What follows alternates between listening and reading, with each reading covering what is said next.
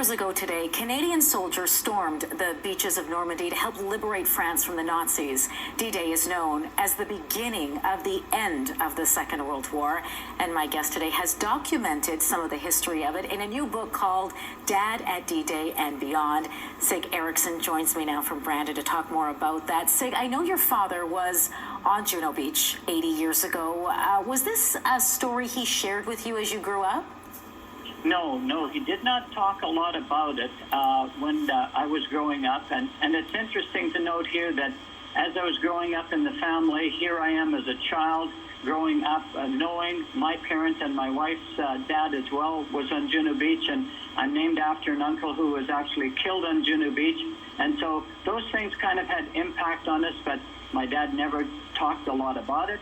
He was my best parent in terms of teaching me how to hunt and shoot and things like that, and building rocket motors downstairs and things like that. So, just growing up with him, he was a very, very smart fellow and things like that, okay? So just at one point in time, I can't remember whether it was the 60th memorial anniversary or whatever, I offered to take him over to Juno Beach for the memorial, but he said he didn't want to go. And that kind of gave me the message right off the get-go that he really didn't want to deal with this stuff of the past. He wanted to kind of leave it behind him and move forward. Understandably, but he did make a point to actually put to paper some of his experience, documenting it so that you could learn about it and know about it. What did you take away from those 40 pages of notes he left you?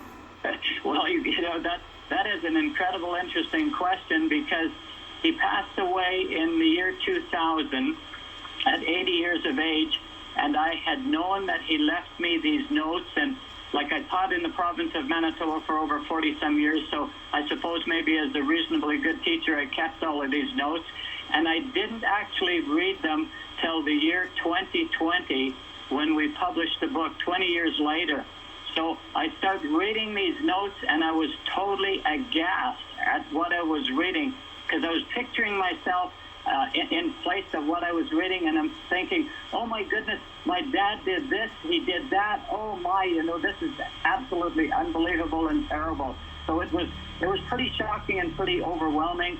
And my wife and I just decided at that point in time, like we have our own publishing company, we're going to put this book together so that all kinds of people can read these. And in the book is basically every bit of the notes that he gave me, they're duplicated in this book, okay? Tell us, can you share maybe your favorite story or the most notable story you had in those 40 pages that's in this book? Okay, well, I can tell you one. Like what he did, he was with a company with the Canadian Army called RCOC, which is the Royal Canadian Ordnance Corps, and so like a lot of people think, well, Juno Beach happened on one big invasion. They sent all the troops in at once, but that's not the case. It was a staged operation where so many troops went in at the beginning, tried to gain a beachhead. On June the 6th of 1944, supply ships then came after and things like that. And he was with the RCOC, which was a group that was sent out to the very, very front lines. So he saw a lot of action front line. And what he did, he ran a mobile bath unit.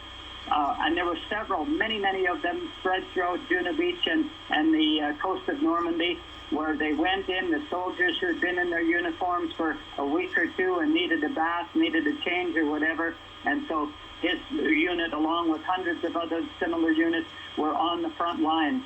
And so one remarkable story is this, and it's so hard to believe, because in the book there's pictures of him with his sergeant stripes, little notes to my mother, love notes and this sort of thing and whatnot.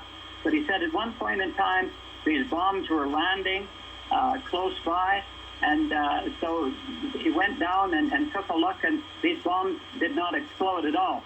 So one of the head fellows that was in charge at that point in time, they looked down, and these bombs had not exploded.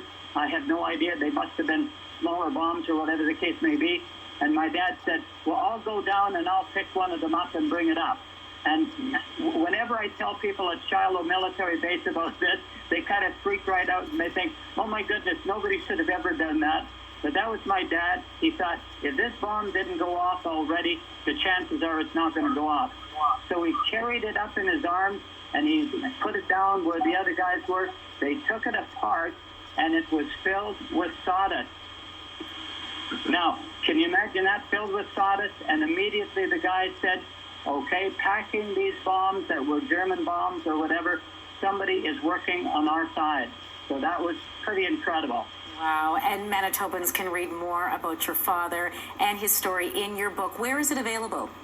Well, okay, like most of our sales, okay, like we have our own publishing company, and we like to do direct sales because I love to talk, as you can probably tell already. So we've done most of our sales at Shiloh Military Base over the last so many years, have had good results there, excellent talks with the soldiers. So the only place where it would be available is if somebody was to, either write me directly. We're looking at setting up a kind of a small purchase place in Carberry right now. But we've marketed a lot of our books, and we're not sure whether we want to do another printing at this point in time or not. But time will kind of tell, Well, Sig, I want to thank you so much for joining us and sharing your dad's story with us. Okay, you're more than welcome. 80 years ago today, Canadian soldiers were among the first to land on Juno Beach in what would become known as D-Day.